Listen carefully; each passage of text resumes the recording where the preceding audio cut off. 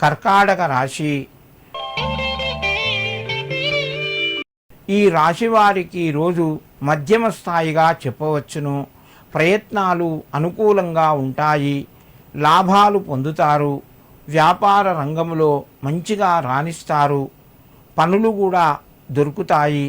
చేతి వృత్తుల వారికి చాలా చక్కగా ఉంది.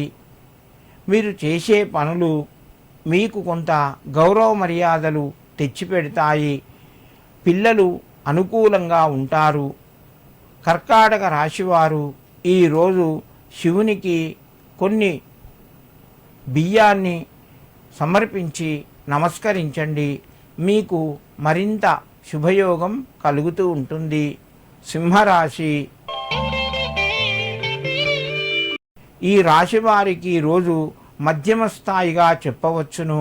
ఆదాయ మార్గాలు పెరిగే అవకాశాలు ఉన్నాయి. అనవసరంగా ఏవేవో ఊహించుకొని ధనపరంగా ఖర్చులు పెట్టకండి. జాగ్రత్తలు పాటించండి. అనారోగ్య సమస్యలు తలెత్తే అవకాశాలు ఉంటాయి.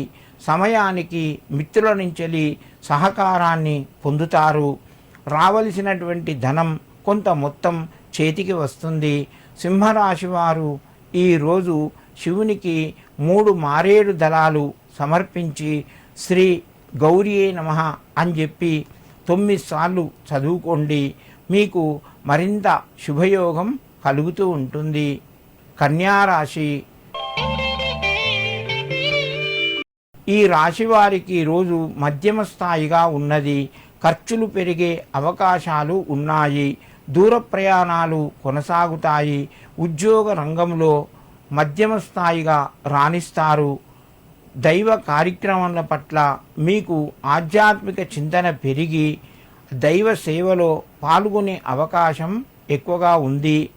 శుభకార్యాలకు సంబంధించిన పనులు కూడా కొంత ముందుకు కొనసాగుతాయి.